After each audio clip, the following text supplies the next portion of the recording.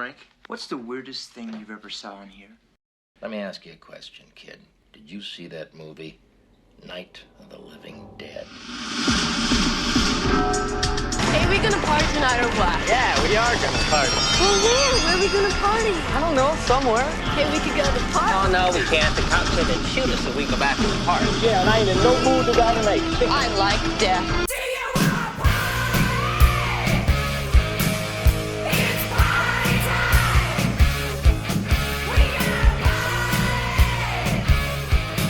Greetings, ghouls, and welcome to Minute 91, the final episode of Do You Want to Party? The Movies by Minute podcast for the 1985 groundbreaking horror classic, The Return of the Living Dead. I'm your host, Troy, and this particular episode is going to start with Love Under Will, performed by the Jet Blackberries, and ends with a final farewell from Jackie. While the red words against a black background continue to scroll upwards, the music overflows this sequence. It is the third song being displayed through these credits. Having followed Love Under Will by the Jet Blackberries and Take a Walk performed by Tall Boys, we come to Surfin' Dead performed by the Cramps. Originally recorded for the soundtrack of The Return of the Living Dead, it would later appear on the reissue of Smells of Female from 1983. Which in itself was released in 1990. At the time, the Cramps' core lineup consisted of Lux Interior vocals, Poison Ivy on guitars, and Nick Knox on drums. During the mid-80s, the band began incorporating bass, with Poison Ivy handling bass duties on the Surfin' Dead track, and bassist Touch Hazard, Tim Mag, also involved.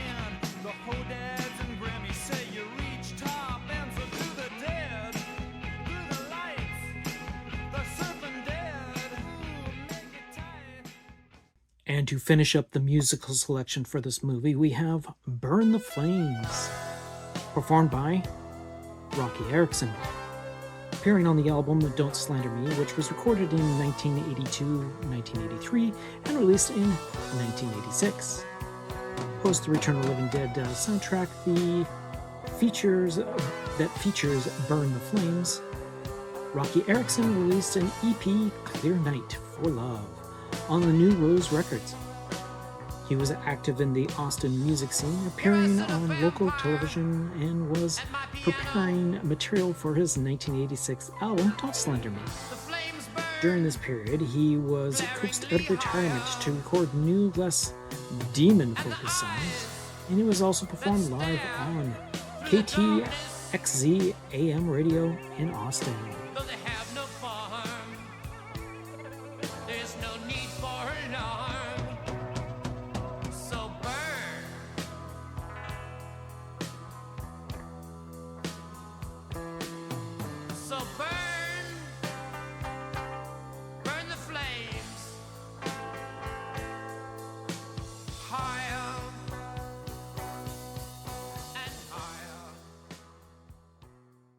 We are then made aware of the original soundtrack album is being available on Enigma Records and Cassettes. The familiar global-shaped logo of the Motion Picture Association of America follows suit, and then the announcement of the events being fictional, as well as any names, persons, and events are coincidental.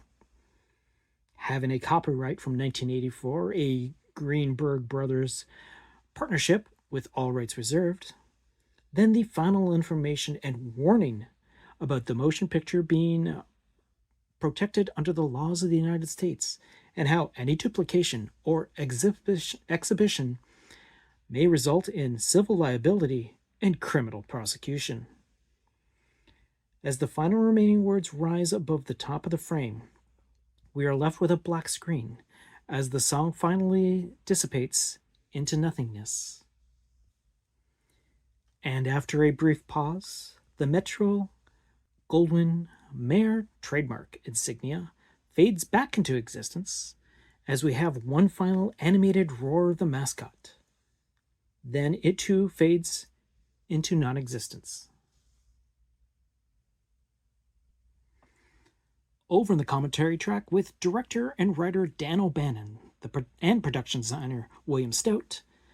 To follow up the commentary that Dan O'Bannon had just talked about, collating the punk sound for the music, William Stout offers up information about he himself being involved in the early years of punk and how there was plenty of LA punk bands involved in the movie soundtrack, pointing out that the Cramps and how Dan adds that they use the song for their movies as one of their future tracks. William Stout adding how Rocky Erickson would later go on to form 34 Elevators, which is a proto-punk band from Texas. Dan O'Bannon again points out that while he had every intention to do this portion of the movie himself, that the fact that he had no time, he was very thankful to those who actually brought these songs to the production. A few seconds later, Dan O'Bannon then overlays his own roar over the MGM line. William Stout calling out his name as Jackie the Lion, as Dan O'Bannon adds one last roar.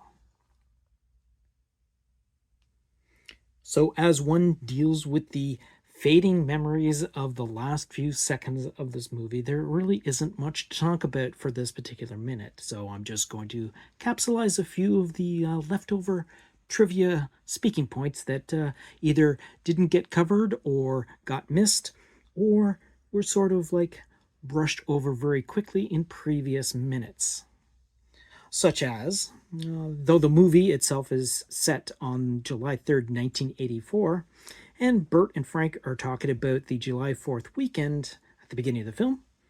As it turns out, July 3rd fell on a Tuesday in 1984, making their decisions to work for the weekend a little bit unusual.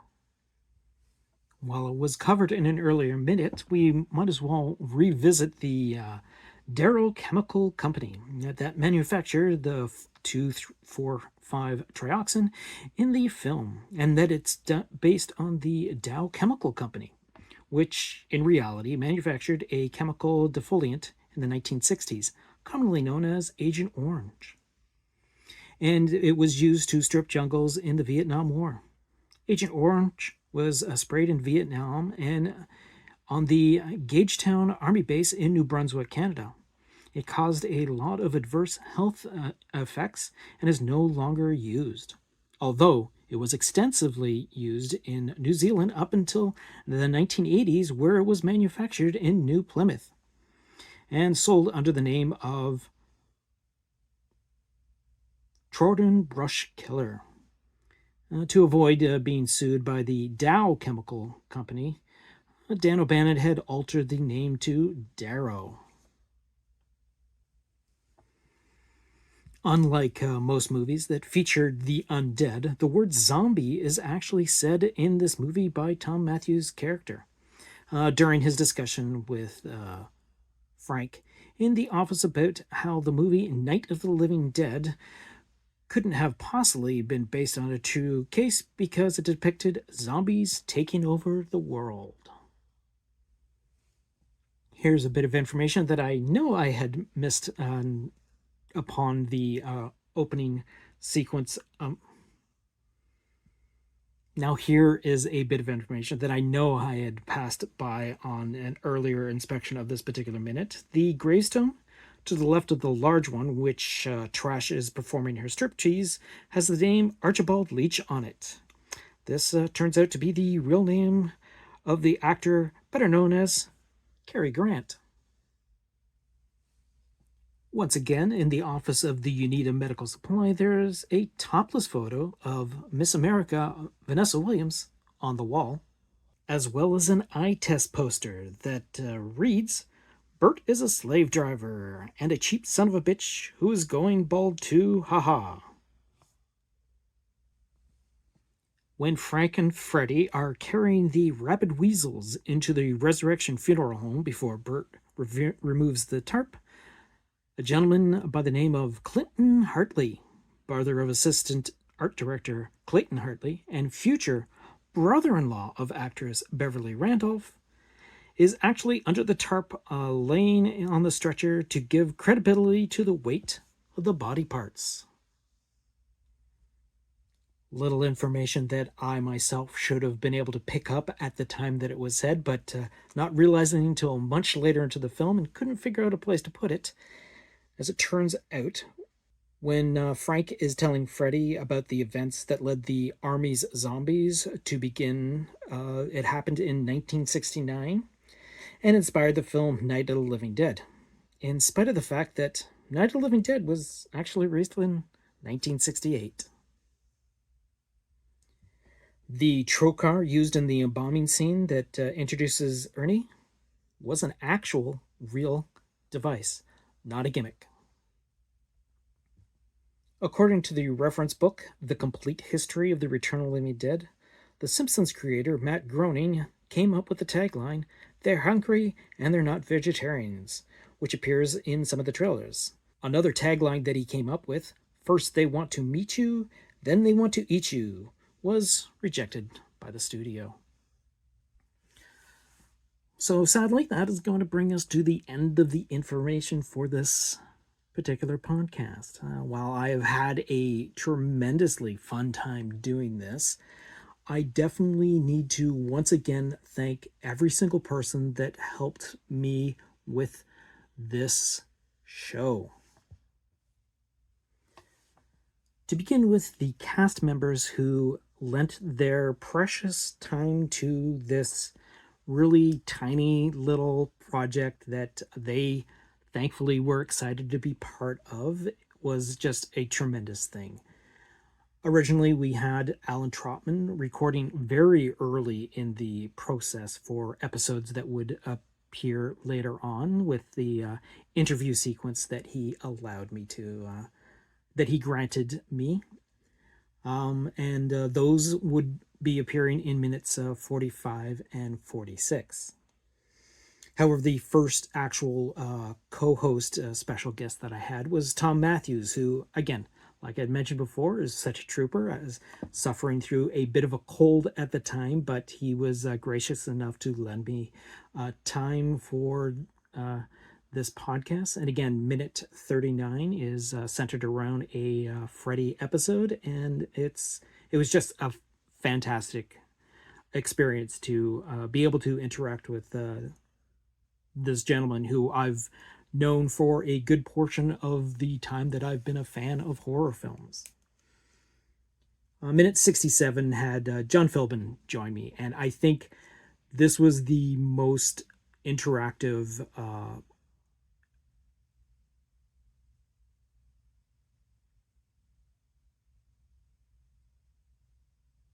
I was able to get with any of these actors, sharing in my praise of not only his amazing career, which I hadn't really gone into until doing research for this particular show, but how he was just so welcoming and finally coming around to the recognition that him and the rest of his castmates were receiving for this movie that had been part of their lives and the audience's lives for 40 years. Again, you have to take into consideration a lot of these interviews were done during the 40th anniversary year, so there was a lot of them getting their accolades from pretty much every single convention that they would show up in. And again, John Philbin was just a fantastic get. Then I was able to record a special episode for Halloween, as I'd hoped that it would work out. We got Beverly Randolph to join me for minute 73. And she too, like the others, were just so welcoming to this idea and giving me such amazing insight that they themselves could only have given. No matter how many interviews or how many articles I read or how many behind the scenes videos, hearing the words coming straight from these actors' mouths about their experiences and their delight in the results of, again, 40 years of recognition was just a fantastic thing to experience. And again, we got Alan Trotman to actually come back to do an actual co-host guest starring for minute 80, which was the demise of the final appearance of Tarman, so that was a fantastic thing. Sadly, again, I regret not being able to get the other actors involved, which would have been fantastic, but such as life is in a situation that I found myself in. But again, I cannot thank these actors enough for making not only their particular episodes, but the actual experience of interacting with these people such a fantastic time. So that leaves me with two groups of people to I definitely need to thank in their separate categories. The first would be all the new voices that I discovered during the process of this particular podcast. I have done a previously incarnation of a Movies by Minute podcast. Well, I've mentioned it several times. I did a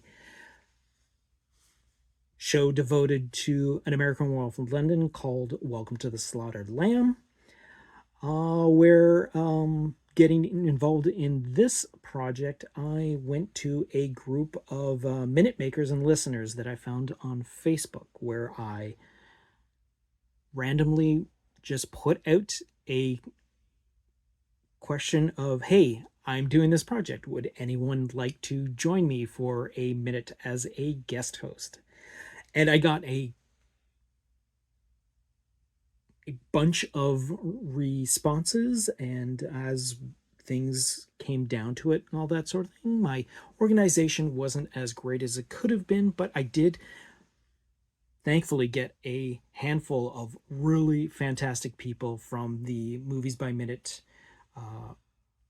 community to join me on my Movies by Minute podcast.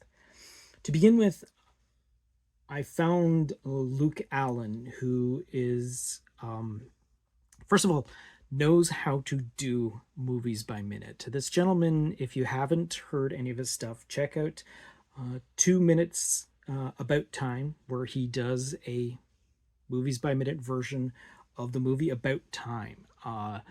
He goes into such great detail that this has been a big part of his life. He actually became friendly with the actual director himself, Richard Curtis, and it's just a fantastic breakdown of this movie that you can tell means a lot to Luke.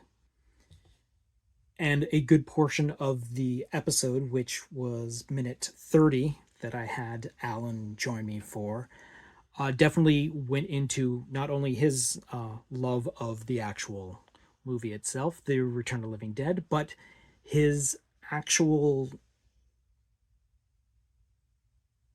desire to do this programming of this Movies by Minute format, and how he is just so fantastically talented. I was actually lucky to get Luke come back for minute 58, where he brought in a friend of his, Keith Kopp, who himself, this was his first experience with the Movies by Minute format, but he definitely jumped in feet first into the process, really enjoyed himself, very intelligent man as well. The two gentlemen, Luke and Keith, were at the time working as Luke Allen doing producing and Keith doing directing of a movie they were working on called First Christmas, a dramedy Christmas feature film. And it was just fantastic to have them bring, again, a new sort of perspective to not only the scene, but to actually movie making to begin with. We did a lot of chat about how things would have been done and how things are done now, sort of thing. And again, so minute 58, fantastic episode to go back and definitely give a listen to. The next gentleman that I was able to get as a new voice for me personally knowing was John Seavey, who is who is the host of the podcast called Half Price Horror, where he goes in and does his own reviews of movies that he basically finds in the bargain bin, where he basically just watches the movies and gives review. Fantastic insight to a lot of movie knowledge in general to begin with, horror definitely, and his love of The Return of the Living Dead reflects in all 3 episodes that he appears in, minute 32, minute 59, and minute 79. So again, John, a fantastic wealth of knowledge for like everything coming to horror, and I was just so thankful that randomly on Blue Sky he just liked one of my posts. I liked his back. We started discussing. I brought up the idea and he said, yeah, sure, I'd love to do that. Next up, we go back to the Movies by Minute group, where I brought in Dave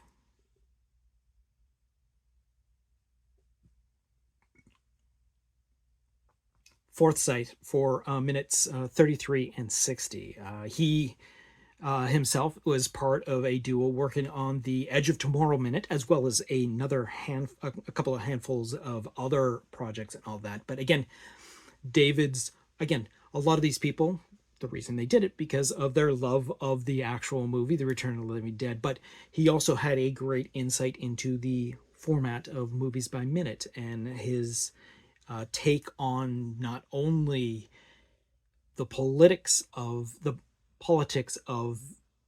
the underlying notion of The Return of the Living Dead, brought again another perspective, which is always a welcome thing. Minute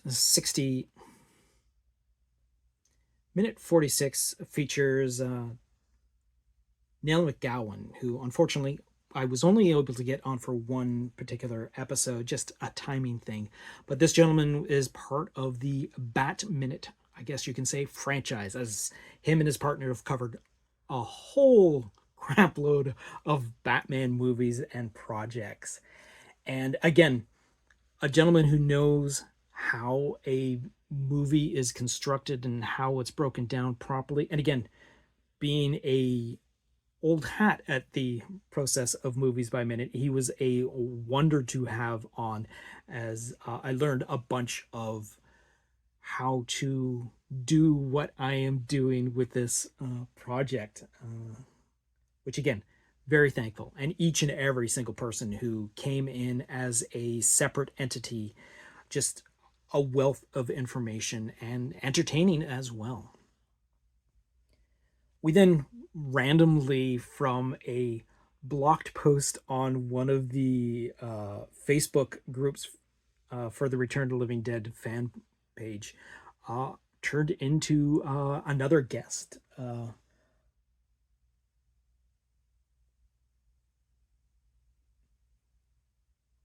Olga Baldoff, who is a administrator on one of the groups, the Return of the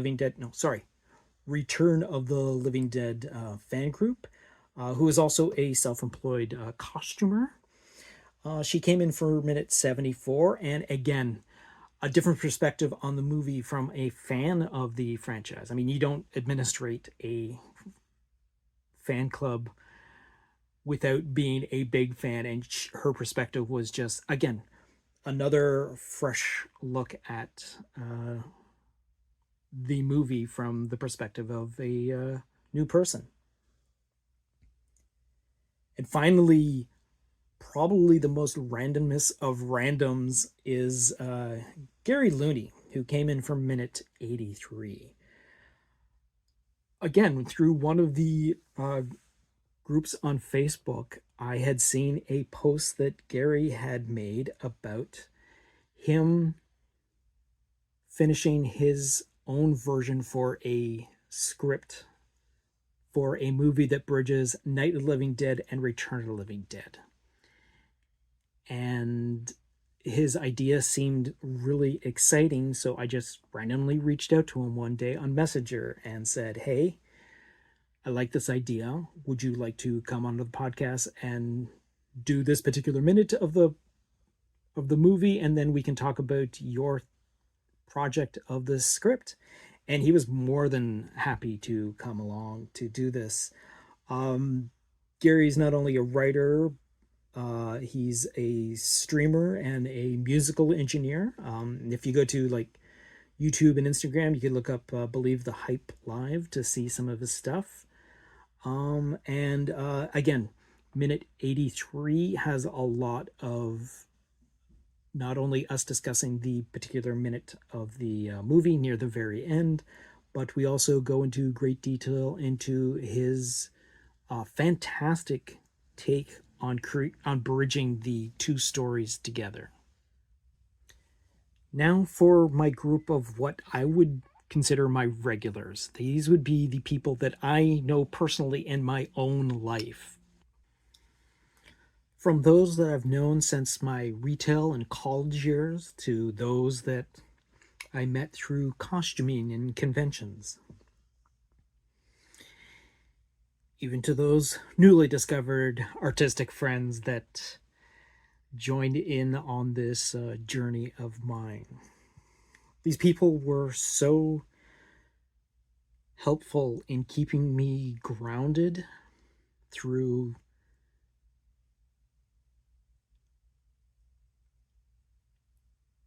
tough times that I experienced during the production of this project. This project itself being pretty much the only thing keeping me stable throughout some of that. And these people were the ones that would be there at the drop of a hat to help me out. Even last minute, when schedule changes couldn't be avoided. So I have them all to thank personally. And while I've said this several times to them on this podcast, I've also said this to their faces in real life. These people mean so much to me for having been part of this project. Amwad,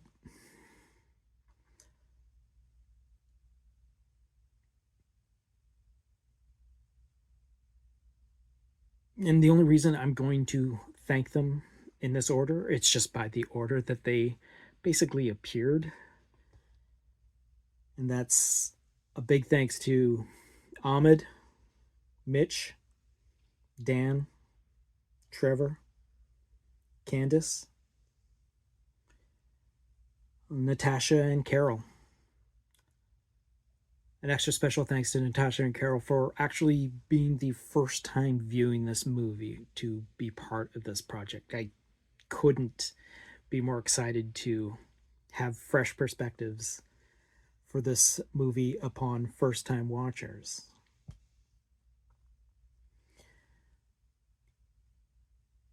You guys, like I've said it before, I'm going to say it again, mean the world to me, and I thank you for the time that you devoted to this project. You guys are the reason why this project turned out to be such an entertaining program as it did. You each brought your own special flair to each individual episode, and it was just a pleasure to get to talk with you guys each and every single time. You guys mean the world to me, and I thank you. And that's not to say that I don't also thank you guys out there. You listening to this right now. You, the fan of The Return of the Living Dead, who's been listening to all 91 episodes of this silly program devoted to this movie. A project I started way back in July of 2024. It's weird just to say that out loud. I not only want to thank every single person that listened to all the versions of this podcast in whatever form you absorbed it, but I also want to especially thank those that actually interacted, those that left messages, those that left comments, those that asked questions or had your own say. I really enjoyed the interaction, and I hope that this not so professional quality podcast was enough to keep you entertained for as long as it did. I know I had fun, and I'm hoping you guys did too. So as I wrap up this particular final episode of Do You Want to Party? The Movies by Minute podcast for the 1985 groundbreaking horror classic, The Return of the Living Dead. I've got nothing else to say, but I'll see you some Wednesday in the future. You've just been listening to a Planet Geek production of Do You Want to Party? A Movies by Minute podcast of the 1985 The Return of the Living Dead. Please be sure to subscribe, download, comment, share, rate, and review. Be sure to follow us on our social media platforms: Facebook, YouTube, TikTok, Tumblr, or Letterboxd. Search for Planet Geek Productions. X, former Twitter, Instagram, and Blue Sky. Search for Planet Geek Pod. Or send us an email to planetgeekpod@gmail.com. Our closing music is provided by Night Chill. See the show notes for more details. Once again, thanks for tuning in, and farewell, fiends.